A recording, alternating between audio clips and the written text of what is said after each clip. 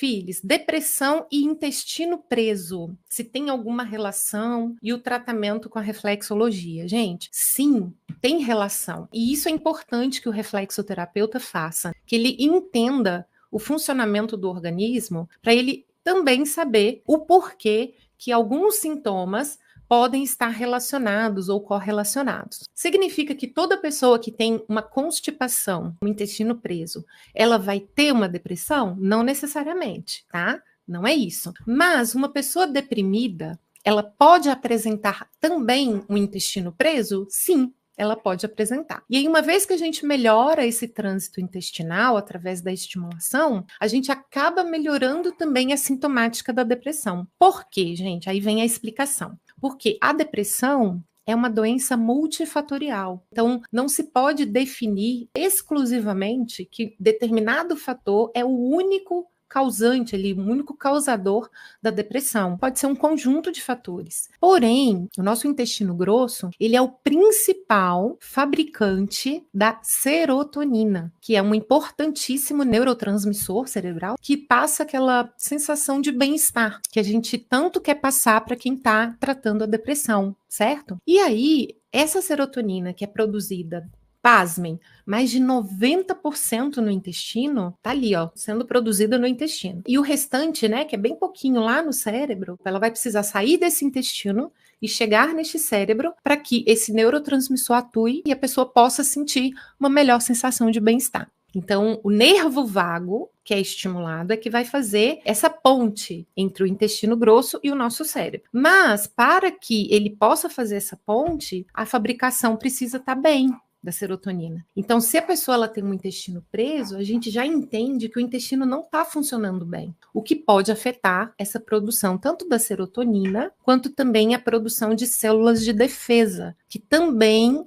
a maior parte delas, mais de 80%, né, ou até 90%, mais de 90%, é fabricada no intestino. Então, ele é o principal órgão responsável pelo nosso sistema imune, que também na depressão fica enfraquecido, fica fragilizado. Uma outra questão importante também é que algumas medicações antidepressivas que já são tomadas pelos pacientes quando chegam até nós para tratamento com a reflexologia, um dos sintomas que essas medicações causam é a constipação. Então, às vezes a pessoa fala, olha, eu não tenho intestino preso, naturalmente preso, mas depois que eu comecei a tratar, aí, infelizmente, eu comecei a sentir esse intestino preso. Quando a gente vai ver, pode ser um possível efeito adverso, né? Um efeito colateral de uma medicação. Então, acaba que a depressão, para algumas pessoas, não vai fazer com que o intestino dela fique preso ou fique solto, necessariamente, mas pode mudar o funcionamento do intestino devido ao uso das medicações antidepressivas.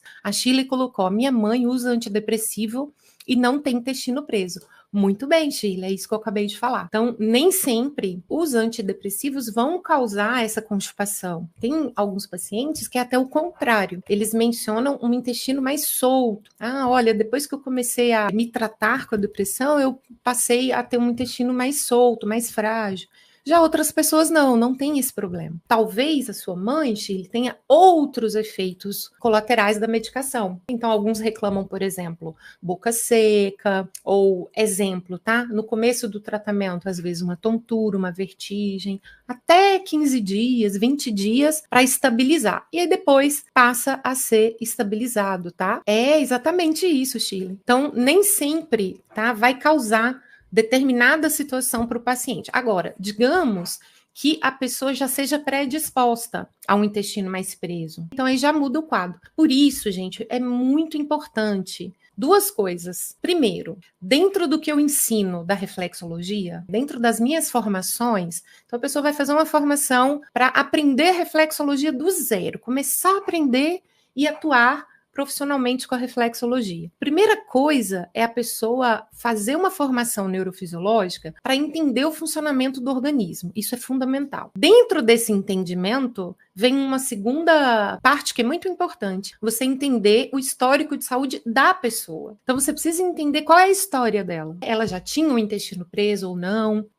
Desde quando ela já tem esses sintomas da depressão? Quando começou o tratamento com a medicação, se assim é o caso da pessoa, se ela faz uso ou não, para daí você montar um protocolo apropriado Se for uma reclamação de intestino e que começou relacionado ali com o tempo do tratamento da depressão, então você pode dar uma ênfase maior no trânsito intestinal, toda a parte gastrointestinal, e também uma ênfase no fígado, no ponto do fígado, porque ele é o responsável por metabolizar essas medicações, certo? Então, quando o fígado faz uma metabolização correta e depois esses restos de toxinas e tal que precisam ir embora, você vai estimular muito também lá a parte renal e tudo mais, aí a pessoa ela vai passar a ter menos efeitos colaterais. Por quê? Porque aquelas toxinas e tudo mais não vão ficar perdidas, por assim dizer, na corrente sanguínea, gerando efeitos colaterais.